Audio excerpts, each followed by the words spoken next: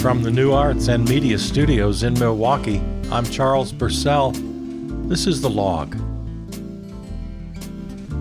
I want to, think out loud a little bit about Ukraine in this episode. I'm not going to get real specific. News breaks day by day, hour by hour. There's no way I'm going to be current between the time I'm recording this and the time you hear it. So instead, I just want to think out loud about the larger issues and what we've learned now. I haven't spoken about Ukraine with you for a couple of weeks for a couple of reasons. I don't want to be part of the noise. I don't want to pretend to know things I don't know. I don't want to form opinions quickly. You know, as I said, things move fast. I will say, but this is what I can say today. And hopefully not regret a day later or 2 days later or a year later. First, let me just absolutely, unequivocally state my absolute praise. I'm just in awe of the Ukrainians, of President Zelensky. Their courage, their willingness to stay and to fight. And, you know, I have conflicting emotions about this because part of me wants to be the total peacenik, right? If nobody fights, war is impossible. Walk up to the soldier and put a flower in their gun barrel, right? Okay, that's part of my that's part of my makeup. But then the other part, the conflicting part, and I have to fess up to this, part of me thinks, yeah, absolutely. Throw Molotov cocktails from your apartment window. Go sign up and have the government issue you a gun and go out and start shooting Russians. Fight like hell. I think that's a natural human reaction, and I have that reaction as well, even though I claim to be this big old peacenik. When it really hits the fan, there's no denying these emotions. I'll take it even a step further in true confession time here. Part of me wishes the entire world could just send every available troop to Ukraine and just put Russia down, just with an overwhelming show of force. That the U.S. and NATO should indeed send troops. Part of me just wants to fight them. But these are emotions. And emotions don't make for good statecraft. So, again, we're just sort of thinking out loud together here. I certainly have these feelings. Let's be clear right from the outset as well, that there is, even though I'm so critical, and we'll get into this a little bit later, I'm so critical of the world capitalist system, under which not only the U.S. and NATO, but also Russia and China operate under.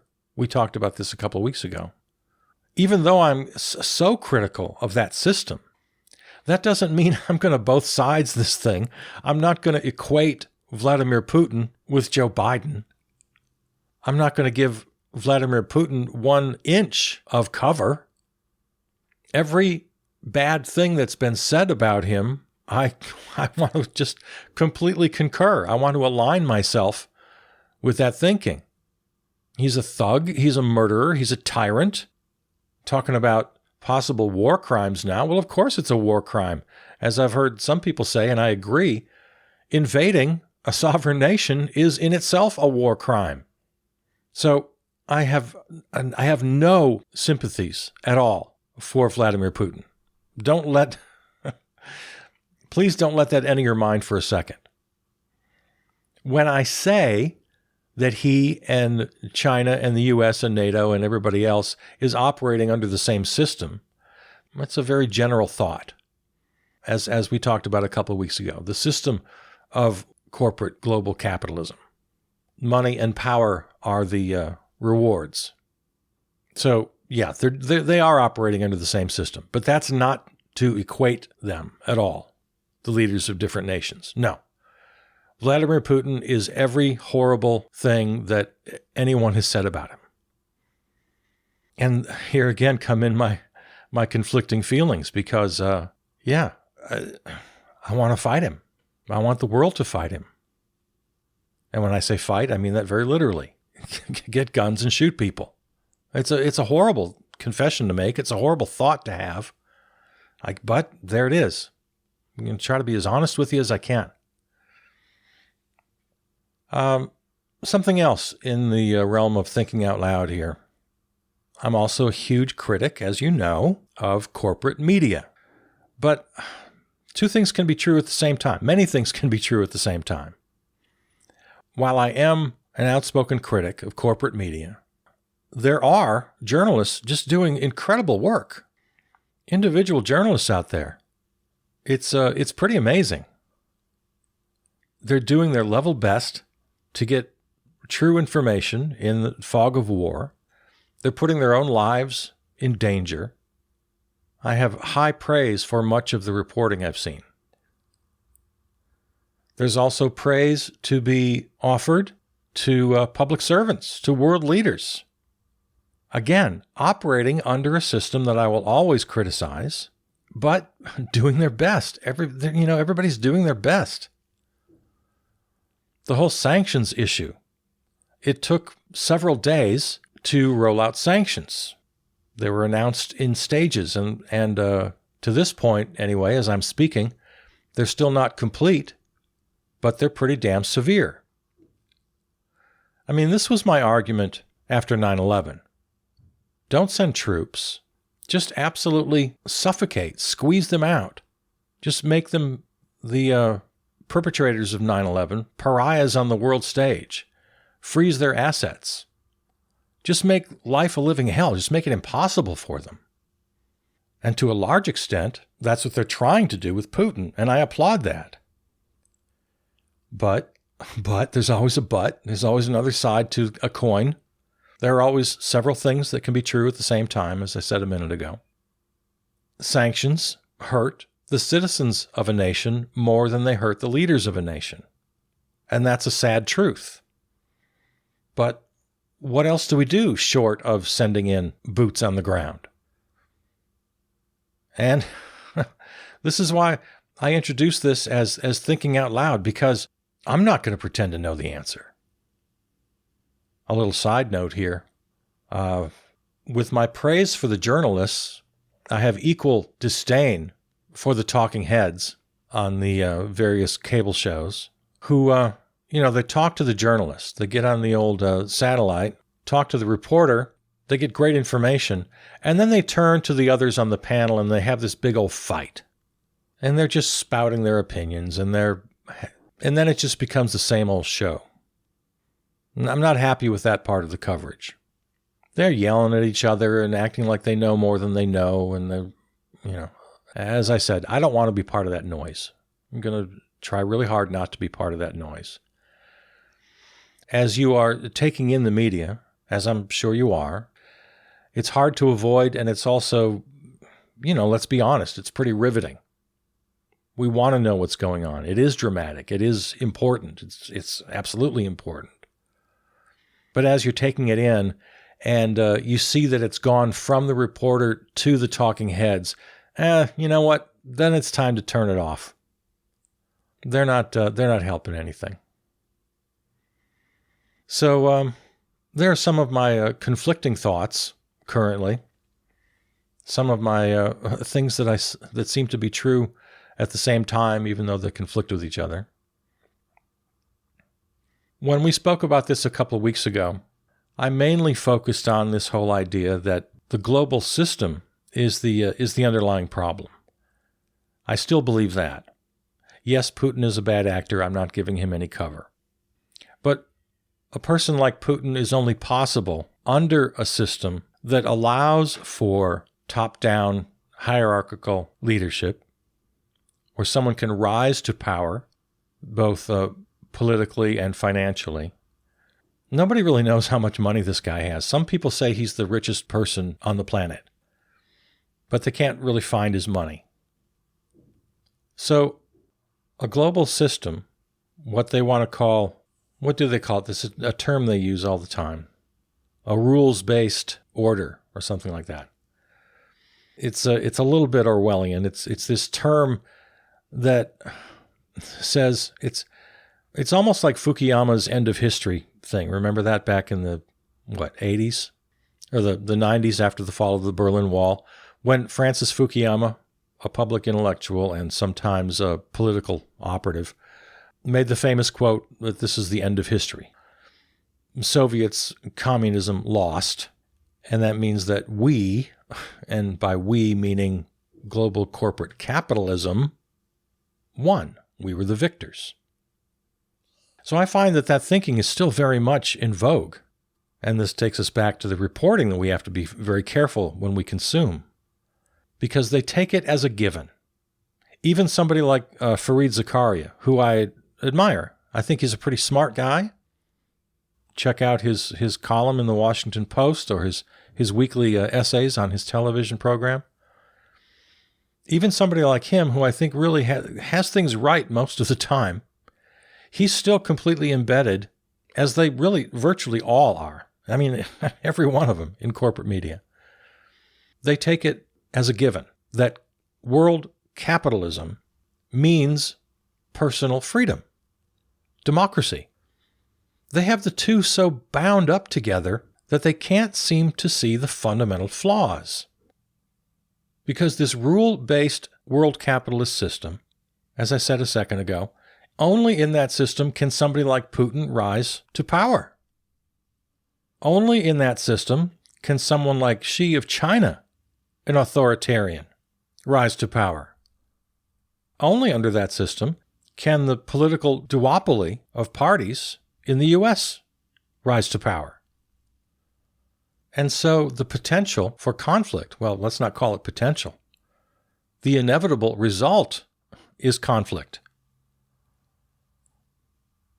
If the prize to be won is money, power, and influence, regardless of how benevolent one leader might be as compared to another, when the prize is money, power, and influence, it's only inviting conflict. And then you get a power-hungry megalomaniac like Putin, and it all goes to hell. So this is what I'm talking about when I talk about social anarchy, when I talk about abolishing profit, abolishing borders, when I talk about lateral power rather than hierarchies. The ambassador from Kenya, the UN ambassador from Kenya, got some pretty good attention from his speech last week. Martin Kimani. Let me just read this from the NPR report from last week. Russia's move to recognize breakaway regions in eastern Ukraine as republics drew a sharp rebuke from Kenyan UN Ambassador Martin Kimani, who used a speech at the UN Security Council to recount the perils of clinging to vestiges of empire. Kimani said Russian President Vladimir Putin rejected diplomacy in favor of military force, which has put the international norm of multilateralism on its deathbed. He warned Russia to respect its border with Ukraine, using Africa's colonial past to highlight the dangers of stoking the embers of dead empires, as he put it. And he talked about how the borders on the continent of Africa. In fact, you know what? Maybe you haven't heard this. Let me just go ahead and play it for you, rather than me try to describe it. I think this is a really important moment that we're living right now. So again, this is at the UN Security Council. It was from last Monday, I think, February 22nd. Kenya's ambassador to the UN, Martin Kimani. This situation echoes our history. Kenya and almost every African country was birthed by the ending of empire. Our borders were not of our own drawing. They were drawn in the distant colonial metropoles of London, Paris, and Lisbon, with no regard for the ancient nations that they cleaved apart. Today, across the border of every single African country live our countrymen with whom we share deep historical, cultural, and linguistic bonds. At independence, had we chosen to pursue states on the basis of ethnic, racial, or religious homogeneity, we would still be waging bloody wars these many decades later. Instead, we agreed that we would settle for the borders that we inherited, but we would still pursue continental political, economic, and legal integration. Rather than form nations that looked ever backwards into history with a dangerous nostalgia, we chose to look forward to a greatness none of our many nations and peoples had ever known. We chose to follow the rules of the Organization of African Unity and the United Nations Charter, not because our borders satisfied us, but because we wanted something greater, forged in peace. We believe that all states formed from empires that have collapsed or retreated have many peoples in them yearning for integration with peoples in neighboring states. This is normal and understandable. After all, who does not want to be joined to their brethren and to make common purpose with them?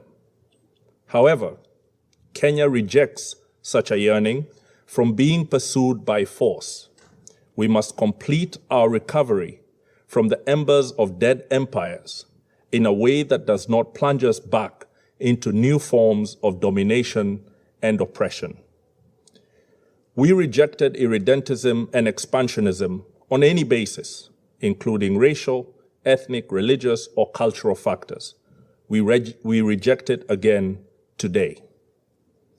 Kenya registers its strong concern and opposition to the recognition of Donetsk and Luhansk as independent states.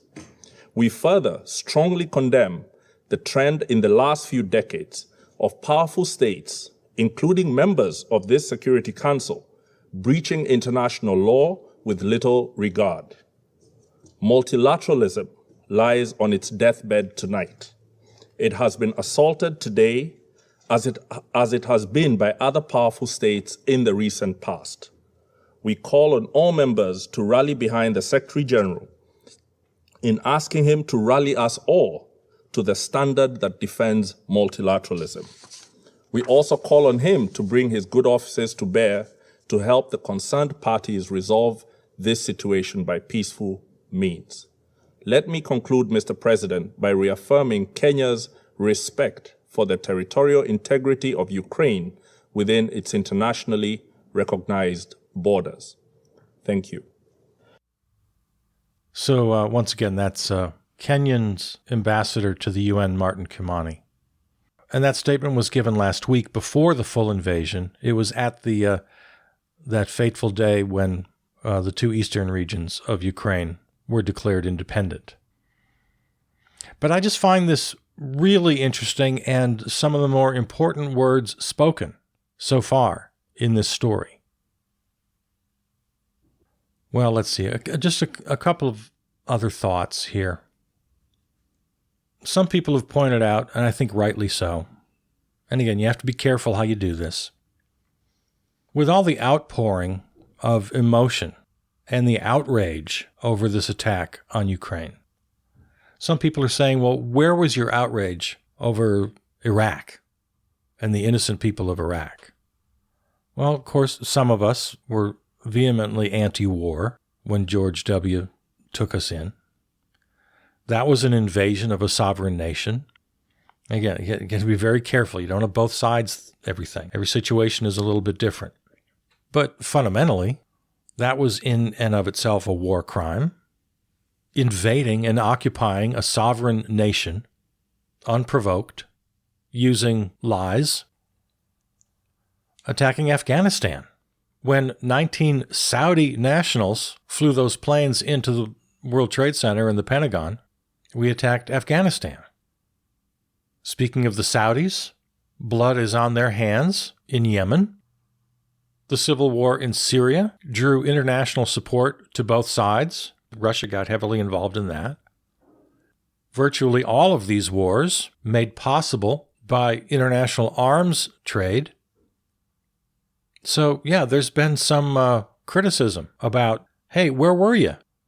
Now it's white folks being attacked. Now you're concerned? Now, make no mistake, there is no diminishing what's happening in Ukraine. I got to be so damn careful when I say these things. People with this perspective aren't saying you shouldn't care about Ukraine. No, absolutely, 100% care. Put the Ukrainian flag as your profile pic. Yes, none of that should be dismissed. But where were you? Where was your concern for the families, for the children, for the millions of innocent people in Iraq, in Afghanistan, in Yemen, in Syria? We didn't see anything like this. It's a valid point.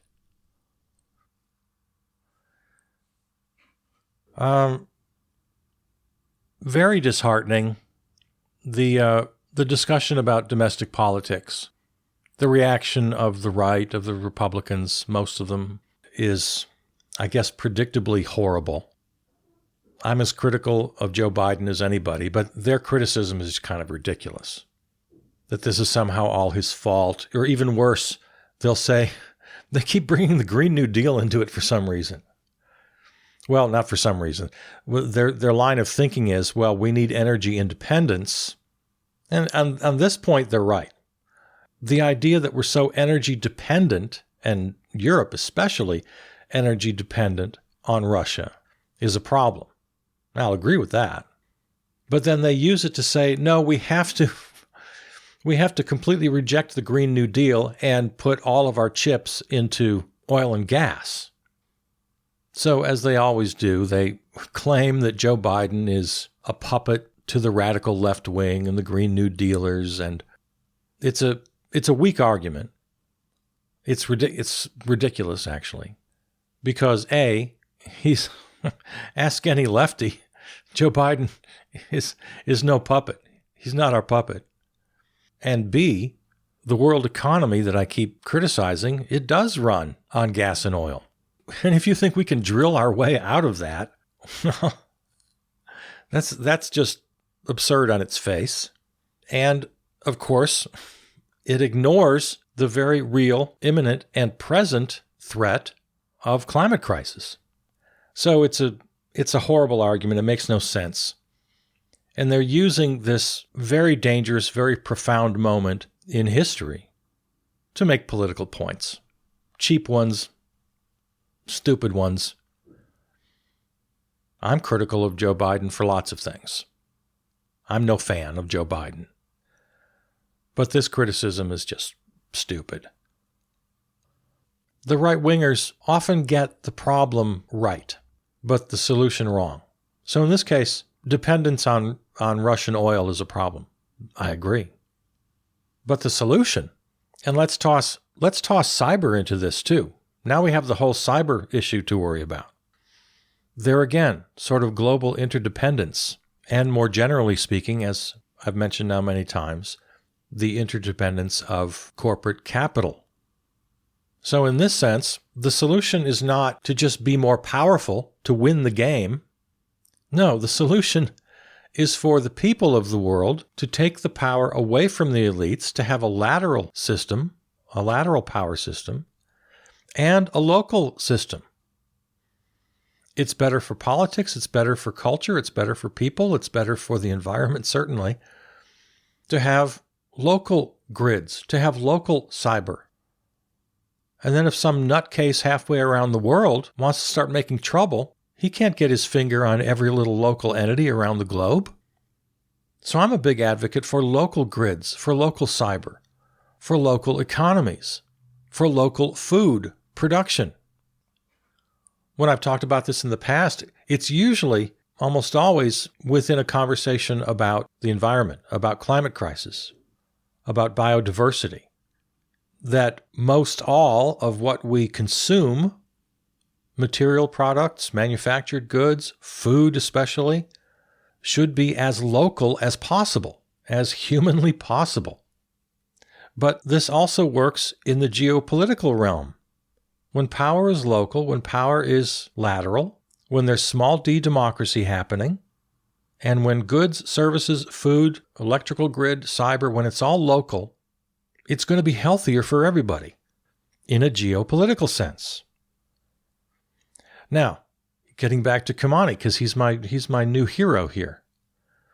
That doesn't mean we isolate. When I talk about localizing all these sectors, I'm not talking about isolating from the world. No, just the opposite. Like my new hero, Kimani. Integration, cooperation, mutual aid. Absolutely. If we have all these, NATO's the greatest example. We have these military alliances. Let's have cultural alliances.